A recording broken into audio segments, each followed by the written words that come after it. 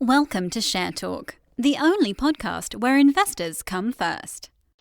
Hello and welcome to Share Talk. Today I'm joined by Peter Ruse, who is the director at Gunsynd. How are you today, Peter? Very well, thanks, Zach. Thanks for having me on. Right, today you've released an operational and corporate update from Rincon Resources, and just run us through that. Yeah, look, Zach, I'm very excited to be able to update the market and all Gunsynds shareholders following our investment in Rincon. Rincon is a junior gold and copper exploration company in Western Australia. It's a public unlisted company. Gunsynds' involvement was via an investment in what's better known as a sort of a seed capital round in June, and pleased to be able to update everyone today that the company, the board of the company has appointed two very, very good and solid corporate advisory and stockbroking groups in Australia to expedite the process to IPO and list the business on the ASX in Australia. So basically, for anybody who knows about these things, obviously a seed round investor tends to get quite a bargain basement price. I presume that's what you've got here. And then in the wake of an IPO, there's normally a decent uplift of a few X, let's say, or more, hopefully, in your investment. Is that the right way of looking at it? Yeah. Look, absolutely. We're expecting, and the big caveat is obviously the market conditions being, I suppose as accommodative as they've been in recent weeks and months. But all said and done, we're expecting a pretty attractive, a pretty attractive uplift at the time of the IPO, in the order of a couple of times the valuation of what we've come into the business in June, and excited to see the company be able to raise, a more meaningful amount of capital. When I say that, sort of typically the ASX requires businesses, small companies, to raise a minimum of 4.5 million Australian dollars. Early indications are Rincon is looking to do that, somewhere between that at the lower end and $6 million Australian at the higher end. And look, through our relationship with the company and these corporate advisors, we plan to take a meaningful amount of that capital raising at that given time in a few months' time. So is that relating to your 28% that you already have? You try and add to it, etc., or you maintain that? Yes. So Zach, we at the moment we own approximately 28% of the company, and look, we're at a best endeavours basis. We plan to, take a more meaningful position. Obviously, when they're going to raise that sort of amount of money, the company will require to get what's known as shareholder spread, which in Australia is a listing requirement.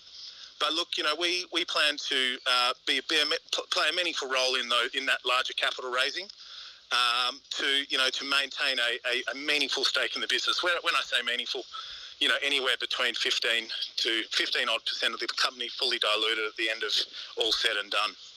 Right, and obviously at the moment you've got a market cap around £2 million, so this hopefully Correct. Would make a difference to that valuation that you currently have. Yeah, look, absolutely. I mean, we're sitting around. I think it's you're probably spot on there, just around the 2 million sterling. We've got circa 850 to 900,000 of that market cap in cash at the moment. So we're really not.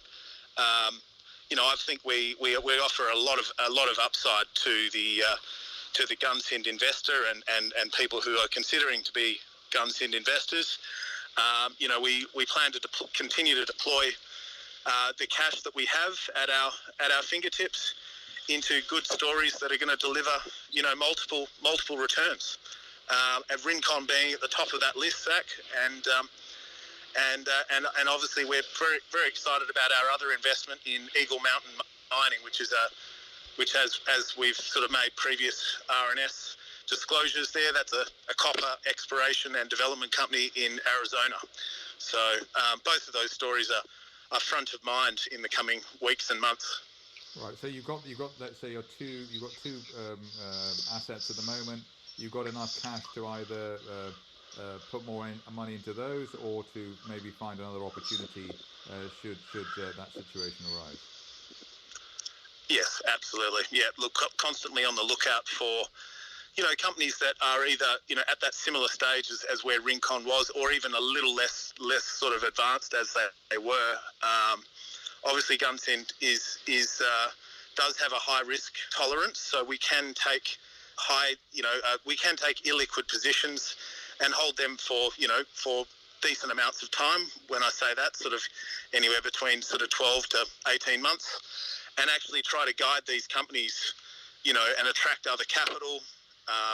Obviously, guide them through the process of raising seed capital and pre-IPO capital, and obviously, or get them into a position for either a trade sale or an IPO, like we're seeing in Rincon's case. So you have the expertise. You have the expertise to incubate these companies in a way as well.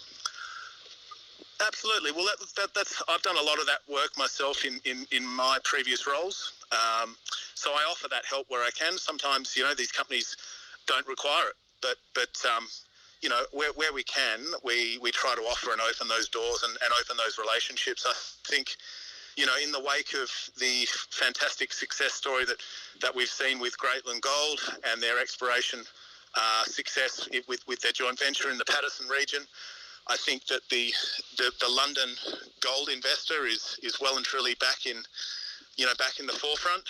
I think perhaps the junior mining space may have been a little bit quiet up until earlier this year, when we've seen such a fantastic sort of story come onto the scene. And I feel that there's a lot of opportunity for the relationships I've got back in Australia in that junior mining space to come up and obviously attract capital, not only just from Gunsynd but from other fellow investor groups in the UK, and to open them up to this opportunity, or these opportunities. Peter Ruse, Director at Gunsynds, thank you very much indeed. Thank you, Zach. Thank you for listening. Remember to visit our website for more news and other podcasts at www.share-talk.com.